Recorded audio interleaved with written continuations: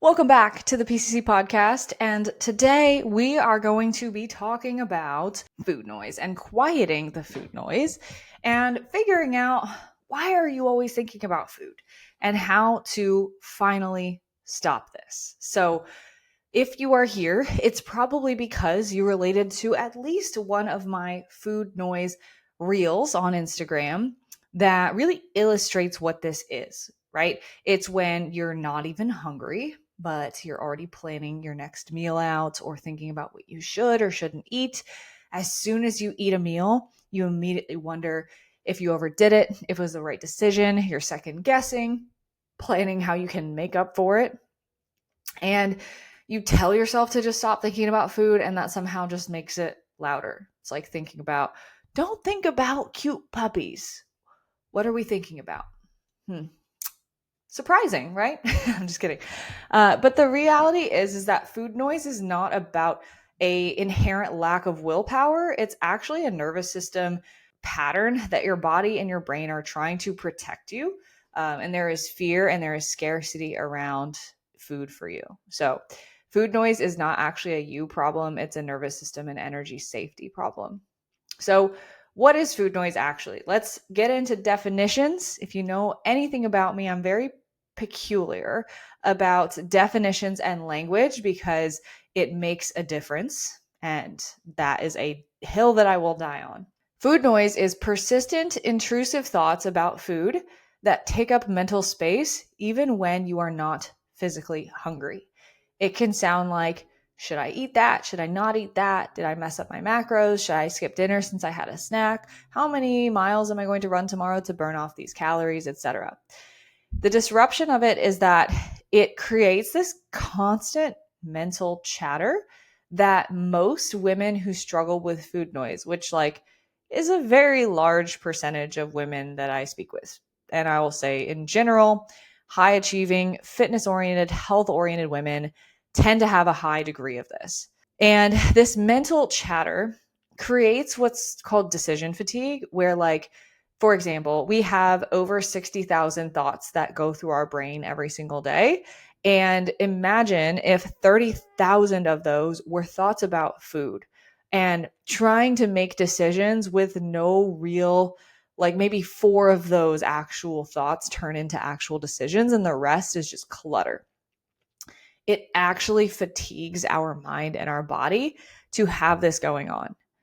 And it also makes us second guess our choices and disconnects you from our internal cues. So a big majority of the women that I work with struggle to recognize true hunger, fullness, satisfaction, and most importantly, they struggle to trust what that actually feels like and listen to themselves because they have externalized their power to calories or macros for so many years. And it's really exhausting especially for high achievers who are typically our clients are on all day. They provide so much to the people that they work with in their workplace. They are the go-to. They hold a lot of people's stuff in their brain at all times. They are often managers, leaders, people that people depend on. And then at the same time, they are probably also the lead of their household, whether that means they have kids or they just kind of manage all the invisible labor in their home. And so this can be a really exhausting mess of and you have 20,000 thoughts per day about food that just float and don't actually do anything. They just take away from you. Okay.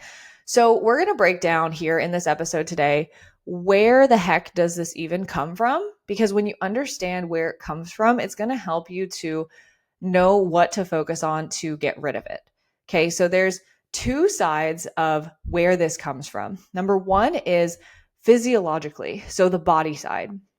Physiologically, there are reasons that food noise is driven from a survival instinct. And so one of the very common threads that I see with women who struggle with food noise is the fact that they also chronically undereat. They have been trained by diet culture, by Weight Watchers, by MyFitnessPal, that eating less than 1,500 calories per day somehow means you get a gold star. Okay. And so when you are chronically undereating and eating basically the amount that a 10-year-old should be eating, but you are a fully grown adult with all the responsibilities I just listed, your body is screaming for help. And food noise is a sign that your body is asking for help. And your brain, your nervous system, turns to fight or flight mode, meaning our sympathetic nervous system is active and our body is sending out stress signals. And our brain is creating thoughts of food noise as a survival mechanism. So if I can get her to think about food enough, maybe she'll eat more. And we just fight it all day long. And this is why we have periods of restriction followed by uncontrollable binges. Like, have you ever felt like you've just blacked out and eaten so much more than you thought you would? And you're like, what just even happened? And this is because your body doesn't feel safe. And so it's going to just react. And a lot of times you feel driven to do things that aren't even like feeling in your control. This lowers our self-esteem. It lowers our feelings of agency in our life. And it's really frustrating. And I will say personally, I have been there. My fitness journey started because of trying to eat 1,000 to 1,200 calories a day to get skinny and being like overeating every other day, every 3 days, to the point where I almost felt sick and hated myself, and then tried to burn all the calories off and repeated that for years and years and years. And getting out of that was what inspired me to start coaching other women. So it does trigger these survival mechanisms. Like I said, obsessive thoughts, cravings, hyperfocus, keeping the body in sympathetic overdrive, where rumination and overthinking is actually perpetuated. So the reality here is that you're not addicted to food, you're underfed, and your thoughts are your body talking to you, begging you to listen. And so the link here is that if you are a high achiever, you're actually a pro at ignoring signals from your body because you have typically been trained in either sports or work or life that pain, hunger, they're all distractions. It's not actually data or a sign or our body talking to us. We've spent our whole lives outsourcing what is right when it comes to nutrition, that we've lost touch with our bodies, right? For example, when clients ask me, I have 300 calories left today. Do I listen to my hunger signals like I'm not hungry, or do I hit the numbers? The answer to that question very much depends on a lot of factors for that particular person. So I will not answer that question here, but you can message me if you really want the answer. I'm happy to share in a couple of voice notes. But with that being said, it's like we don't even know what to listen to, right? Now, the other side of where food noise comes from is the psychological drive, the mind side, right? This is where we probably guess that it comes from. And this comes from a lot of background around food and dieting that we've been brought up on. So, for example, all of the different diets that are on social media, all of the do it this way, not that way, not this way, and the way that people are just constantly bombarded with the best way to do something creates a lot of uncertainty around nutrition, especially if you end up like doom scrolling, looking for ideas, searching for answers. Whenever we are doing something, we're constantly second guessing it because our mind is scanning for control. We just want to know that we're doing it right, because if we're doing it right, then we're staying in alignment with that perfectionistic person that is wanting to do things right and do them well. And so if we're constantly second guessing if we're doing it right, we're constantly going to be wondering about food. Then food decisions, when food decisions feel like moral decisions. Okay, so this is where this can go back as far as childhood. So go back 2 episodes, episode 3 episodes, episode 107. Thank you, mom and dad, if you resonate with this one. But food decisions that feel like moral decisions. So if your mom or dad, restricted certain kinds of foods from you or from themselves and made moral language around food a normal thing, like that food is good, that food is bad. Oh my God, you can't have that. That's so bad for you. And also making judgments about people who eat certain kinds of things and projecting that onto others. This is things that we grew up with, things that we learned through osmosis, and we can then feel guilt or shame and very negative emotions when we eat certain foods that we are assigning as good or bad in our mind. And every bite becomes a test of our worth, our worthiness, which is so crazy to say out loud, but it's what so many women live in, right?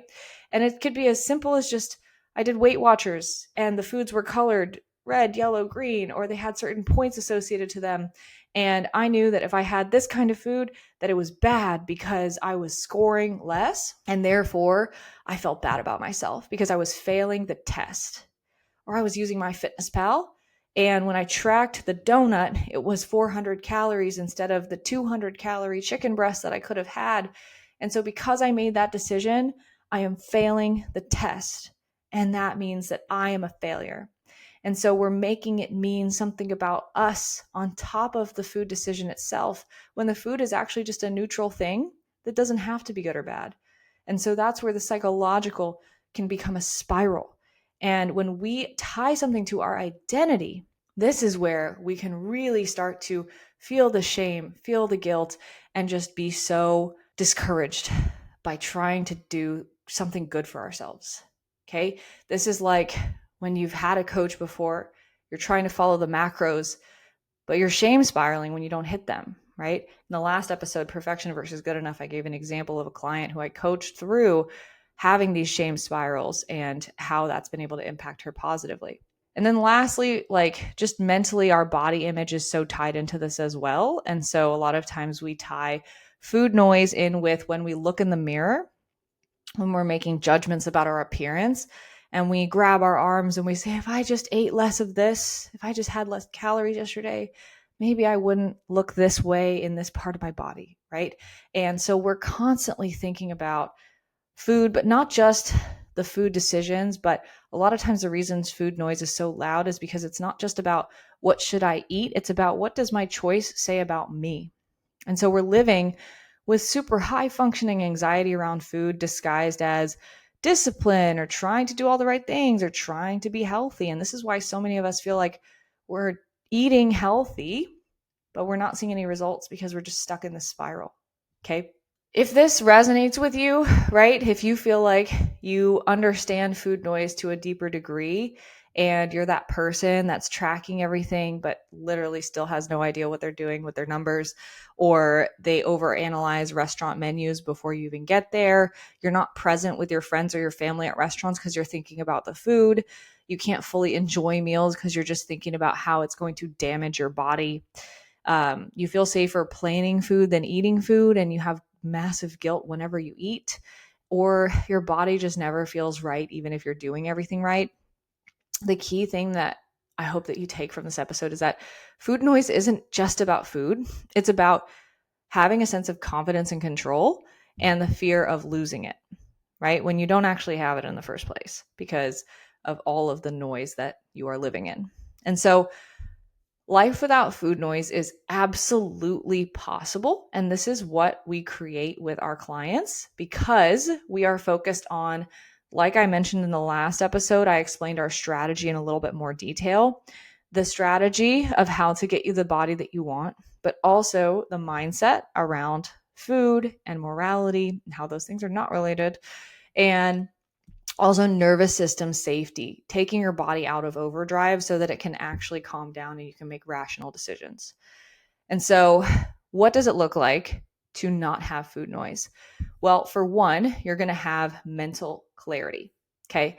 You're going to have space in your brain for something other than food. That might mean that you're going to be more productive at work. That might mean that you're more creative in your life. It might mean that you laugh harder at your friends or your partner's jokes. It might mean that you feel more present in your life with your kids or with your loved ones. You're going to feel like you eat when you're hungry, you stop when you're full, and that's it. Crazy, right? You're going to feel like you enjoy food socially without a mental spiral afterwards. And you're going to feel calm and consistent, even if your meals aren't perfect and you have a bite of pizza or you have a cookie or you have an ice cream. So when the noise quiets, just remember, not having food noise doesn't mean that you don't have control. You actually have more of it because you calmed the noise and you can be at peace and at freedom with food. An example of a client that I've coached through this, my client Laura, she used to have a horrible relationship with food when she came to me. She was dealing with a lot of guilt and shame in her life around food because she was consistently overeating, emotional eating, and in a shame cycle that had put her 20, 25 pounds overweight from what she was comfortable in. And when we rewrote the fact that eating dessert, having a pastry, having sugar in your coffee is okay when you learn how to quiet the food noise and actually have balance, she lost 40 pounds. She lost 40 pounds. So 15 more than she ideally wanted. And now she feels total control and freedom with herself and her body. And she's maintained that loss for an extended period of time because she quieted the food noise, not because she did anything extreme, not because we put her through some crazy protocol. So that's what we do here at PCC. We, number one, rebuild metabolic safety by increasing your metabolic rate, fueling your body consistently so your physiology quiets the heck down of the brain side, or sorry, the body side of your body's literally screaming for food. We're going to regulate your nervous system. This comes from both the physiological side and the psychological side. So, nervous system regulation is a combination of creating safety in the body from proper fueling, proper routines, proper training, and not overstressing the body from the strategy side, but also the mindset side of how do we actually regulate our nervous system through our thoughts and our behaviors and our habits that we can implement to teach our brain and our body that food is safe. And we will rewire perfectionistic patterns, moving from feeling like you need to be in control to connecting to your body, connecting to what's actually important to you. And lastly, we create personalized and sustainable routines so you can actually live your life and reach your goals at the same time without giving up everything that you have in the past to achieve the body that you want. So, as a recap, remember that food noise is a sign of disconnection from your body and trying to find answers outside of yourself. Not a moral flaw, not something wrong with you, and not something that you can't change. It's what happens as a natural consequence of when your body and your brain don't feel safe around food. So, quieting it starts with nourishment, structure, compassion, and the right approach, not more rules or plans. Now, in the next episode, I'm actually going to be breaking down the exact strategy for how to quiet the food noise. So make sure to go right up to episode 111, listen to the next one. We're going to talk nutrition beyond numbers and the strategies that I actually use with clients to achieve this. So go ahead into the next episode and feel free to message me if you have any questions about this or if this resonated with you and you want to work with me and my team directly to get the answers applied to you specifically. All right. Thank you guys so much for listening. I appreciate your attention as I know it is your most valuable resource. And I'll see you back here for the next one.